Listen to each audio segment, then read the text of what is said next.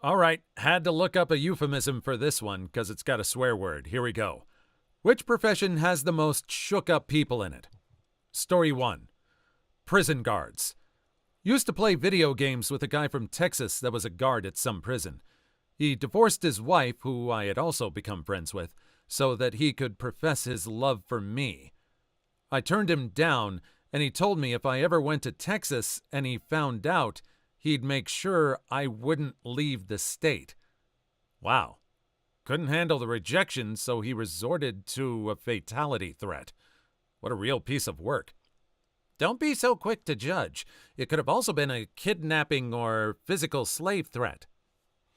Or accusing her of some crime and having her arrested and put on probation in the state of Texas. With him being a prison guard, it's likely that he has buddies that are cops in the area. I've always kind of figured that cops react to prison guards the way that military react to cops.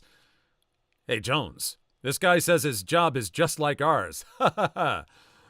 My ex was a CO at one point, and he quit because he couldn't stand how horrid the others were to the prisoners. He made the point that if you treat them all like animals, how do you expect to rehabilitate prisoners? He wouldn't tell me a lot because he said some of the things he witnessed were vile.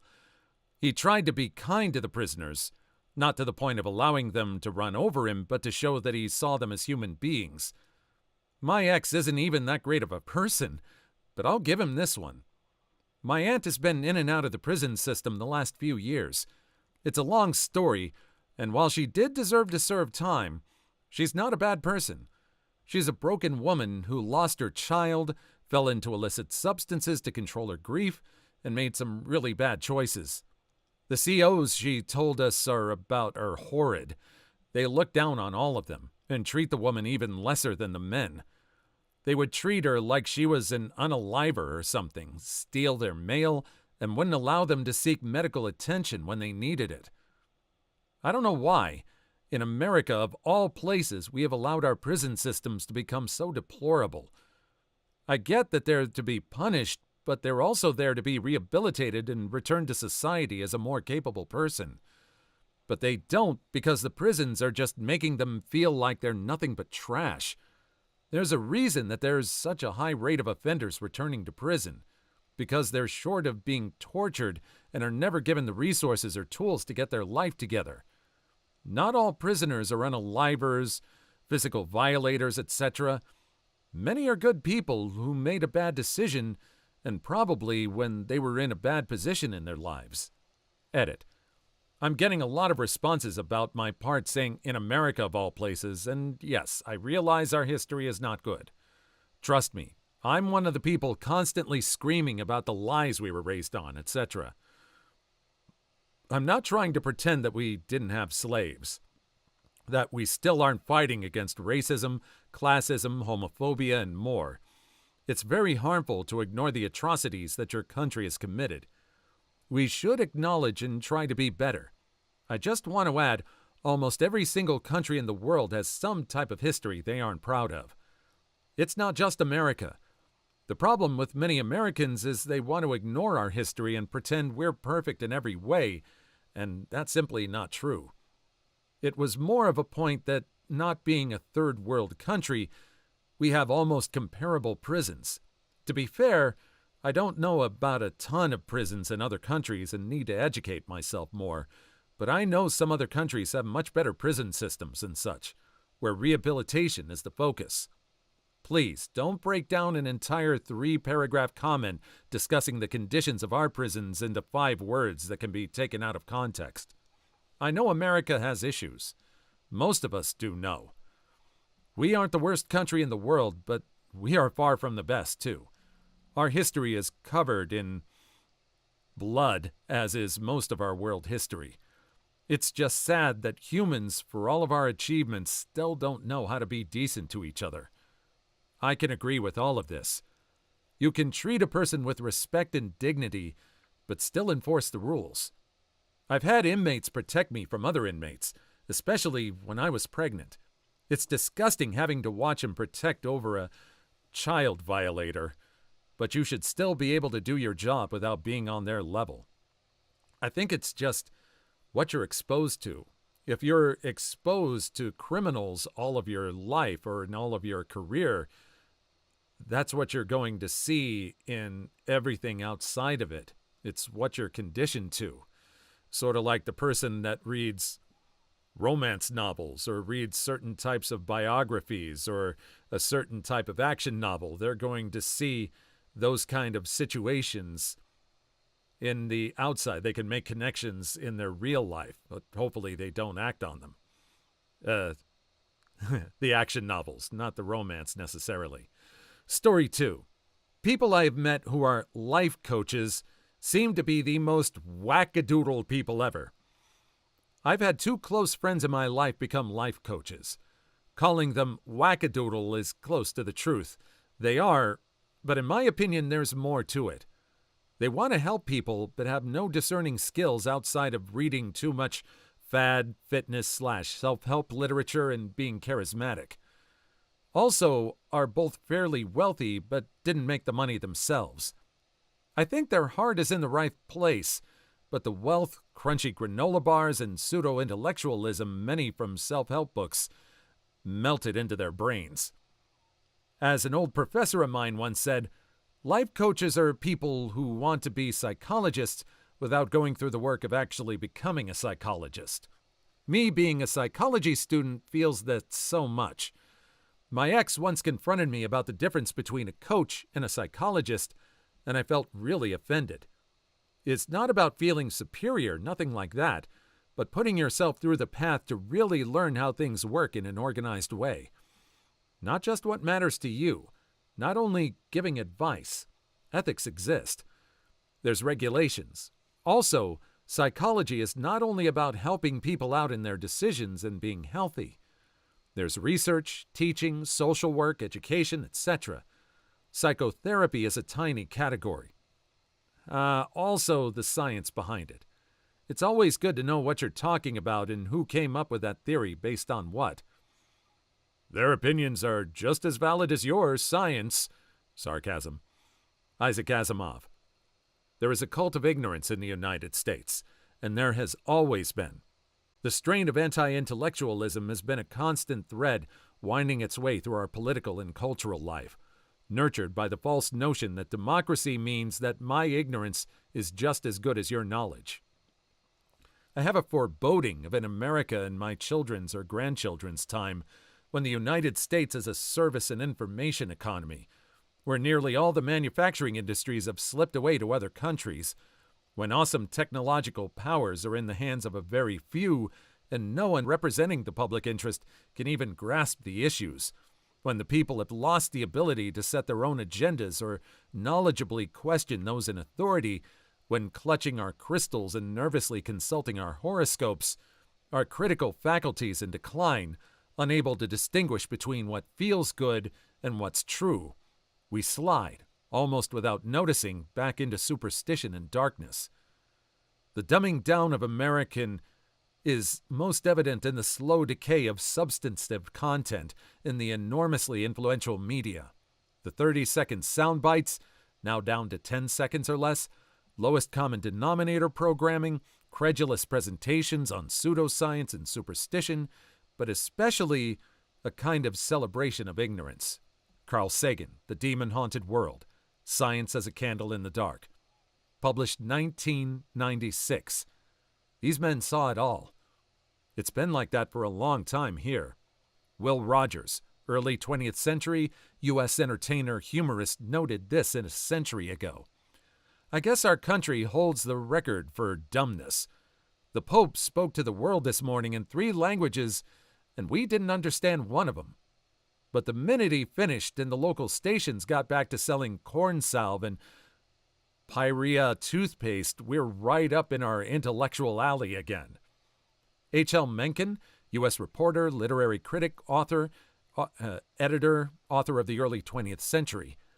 The most erroneous assumption is to the effect that the aim of public education is to fill the young of the species with knowledge and awaken their intelligence, and so make them fit to discharge the duties of citizenship in an enlightened and independent manner.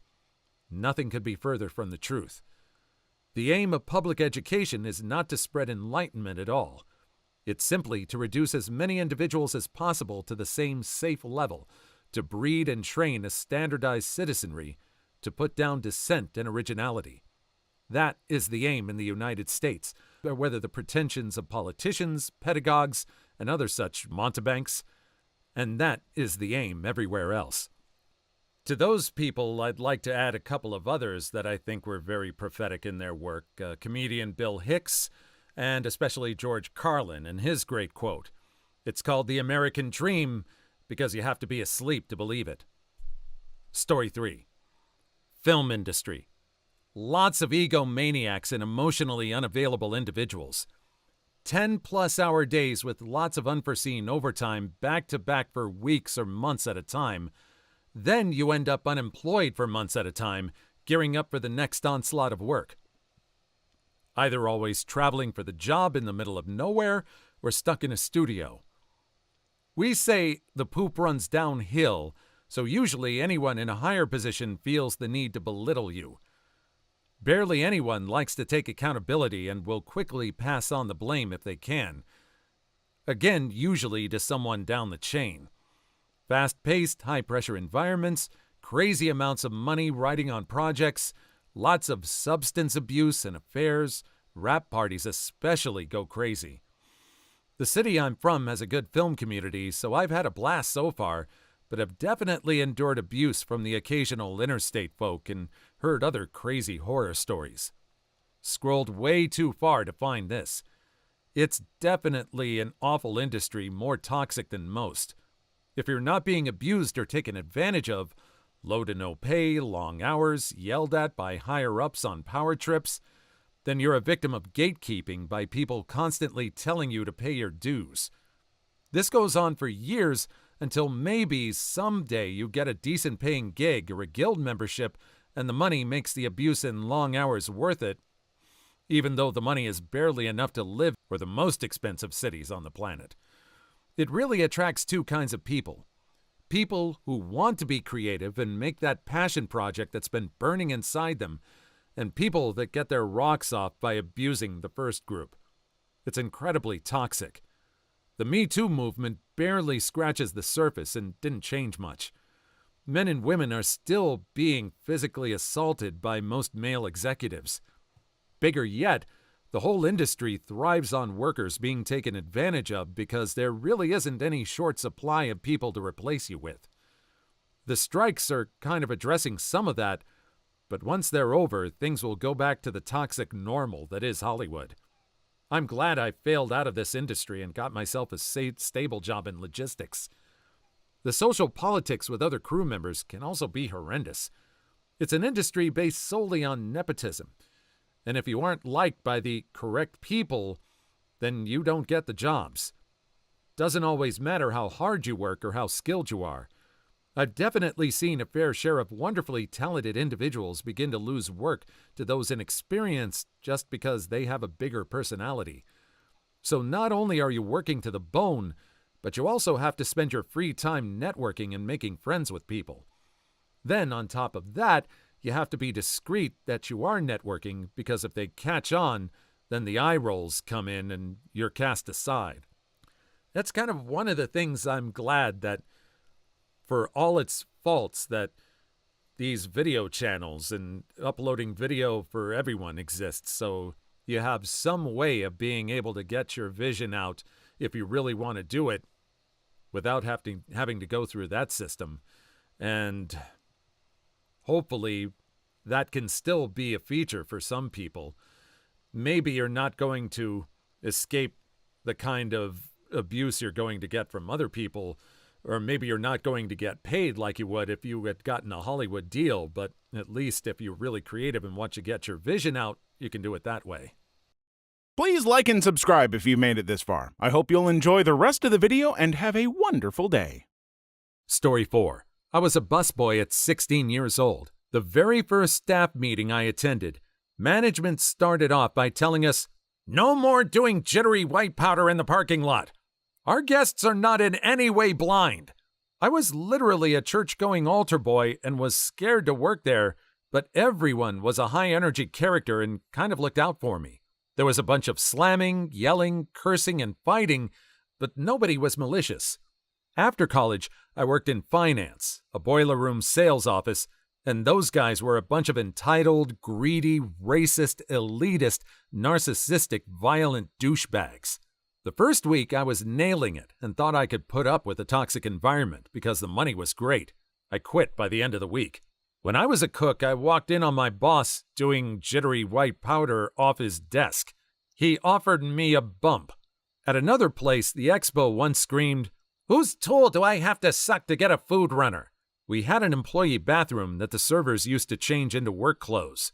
One of the waitresses was late, and the bathroom occupied, so she just said, "Curse it, I've slept with most of you anyway," and changed in front of 6 cooks who were having our last cigarette before our shift started. I think I slept with her a week or 2 later. On Christmas Day, we were open, and nobody wanted to get there. The supervisor was the lowest person in the totem pole and rolled a joint in the bar before we opened, held it up over her head, and said, "Everyone has to take a hit off this before we open." Spent most of that day with a cocktail at my station because the bartender was handing out free drinks to all the staff. Despite the awful pay and lack of benefits, I miss cooking, but that's a young man's game that I can't play anymore. I did 16 years in front of my house. I miss it some days. Chaos and camaraderie like nothing else. The sound of the ticker machine still haunts my dreams, though. My first job was a dishwasher at a barbecue restaurant, and I later became a host. I hated the customers, but I never had coworkers like the ones I had there. Never any petty high school drama, and most of us were in high school. If you needed a day off, you could just trade shifts or find someone who wanted the overtime. The servers would split their tips with the hosts because we bussed tables and ran food/drinks for them if they were busy. We all went out drinking after work at least once a week, if not every other day. I really took working there for granted. Now, I work in an office with women in their 40s who start petty drama for no reason. I remember my second job after quitting that restaurant. Someone asked me if I could cover their shift, and I asked which shift they were going to work on. They looked at me like I just pooped in their mouth and slapped their face. Story 5. EMS. High stress, odd hours, and in most of the country, ridiculously low pay. There's a lot of phenomenal medics whose lives are an absolute mess. It was horrifying watching a close acquaintance of ours collide with this reality. The guy has a lot of issues, which led to him genuinely, truly wanting to do something heroic with his life. Paramedic was the obvious choice, right? Horrifying bodily injuries do not bother him. Tragedy? He's used to that. It's awful, but he can deal. The training? No problemo. He's smart as hell. He was a truly excellent emergency paramedic, and he was 100% willing to sacrifice the hours necessary to do the job to his utmost. But holy hell, dude, the pay is a pittance.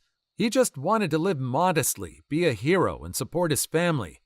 But that can't happen on what they were willing to pay him, which was $2 above minimum wage. The man can make more waiting tables. It is obscene. I had a friend who did EMT work for like 10 or 12 years and quit to become a truck driver hauling gravel. His pay more than doubled when he did that, which is insane that we prioritize driving a truck more than saving lives. When I was in high school, I dated a guy who was working as an EMT during his senior year because he was already 18. We lived in a small town and he could do his schoolwork during the downtime at his shifts, so it was a pretty sweet gig for the most part, and he had gotten into it through the volunteer fire department. But this was also around the time they opened a new truck stop on the highway just posted of our town. It's basically in the quiet place between our town and the next town. He ended up working a really bad scene one night when one of those trucks leaving the stop pulled out onto the highway and a minivan with an entire family from baby to grandparents hit the side of it going at least 60. He thought he was okay afterwards, but one of the people who survived was another teenager at our school, and he saw him in the hallway one day and just broke down. He dropped out and got his GED and applied for college right after that. So it was a good and bad thing, I guess. This was around 2000, so hopefully he's doing okay now. Story 6. Honestly shocked no one has mentioned the music industry/scene, and at every level. illicit substance and alcohol abuse, domestic violence, sociopathy and narcissistic abuse, bullying, gatekeeping, intimate violation, etc., especially at the local level in everyone's local music scene. Even the hipsters the musicians date and all their friends. Toxic AF. Yep, I used to play in bands for about a decade and did a decent amount of touring. All you said is correct. Illicit substance addiction is rampant. Everyone sleeps till like 11 and works random odd jobs. Nobody ever shows up on time, and it's a giant butt-kissing fest. Indie bands are incredibly annoying with how much they gas each other up to stay in good social circles. And then there's always an allegation that someone was being a creep or something, and then everyone treats that person like a pariah and acts like they were never friends. Yeah, I worked in a big local scene for years. It made me really jaded towards music. There are plenty of wholesome, talented artists, but it's overshadowed by the number of predators that only joined a band to be physically aggressive and push illicit substances onto 18-year-olds. And you can't separate art from artist when you're stuck in a green room with a monster. I absolutely agree. My local indie music scene, hipsters, is just like this. Girls have committed self-unaliving. Girls have been abused by sociopaths. People OD constantly.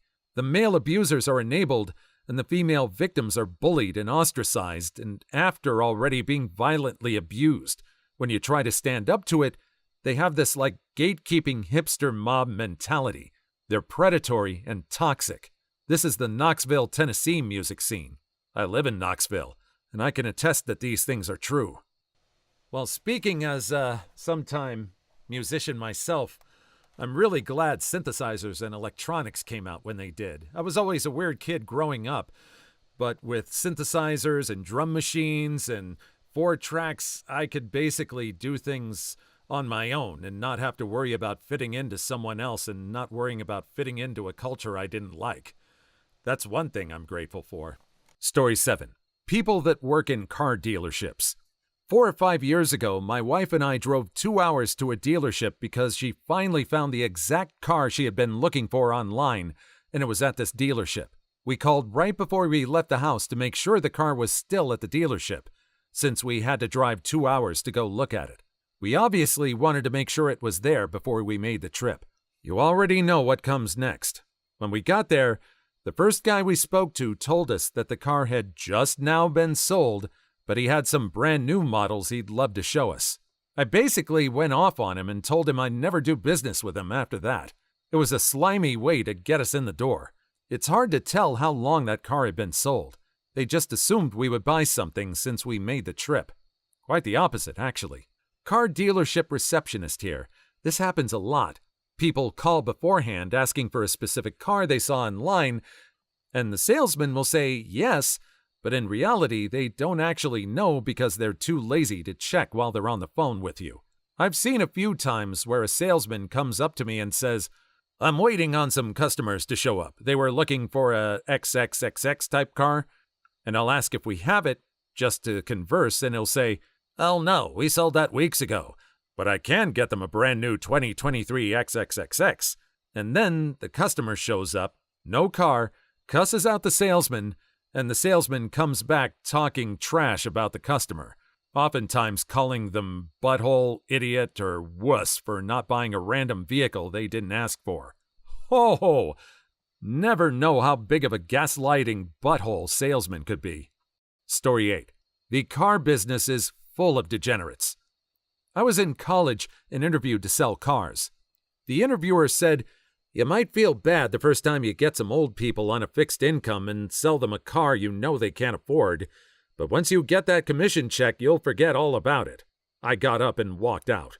This is exactly how I felt during my time working for AT&T in sales. I maintained my principles while there, but I took constant flack from management for not upselling enough. Listen, someone comes in for a phone, I'll sell them that phone. Maybe a case and earbuds to accessorize. Past that, unless they actually seem to need something, I'm not slinging random hogwash to pad your store sales metrics. I left after a year or so. The slimy nature of those places disgusts me now. Edit. Did not expect that much of a reaction. I'm pretty sure this is my first award. I walked out of a Verizon store because of someone trying to upsell me like that. I'd already done a lot of research and knew which one I wanted. When I told the salesperson, he immediately said, "Oh, forget model. There's this awesome new one that blah blah blah, etc." When I balked, he changed the subject and started trying to upgrade my data plan. I swear, he was trying to make me confused so I'd do what he wanted. I damn near said, "I'm not Clark Griswold," but thought he might not get the reference and I'd look insane. Instead, I just left. Story 9.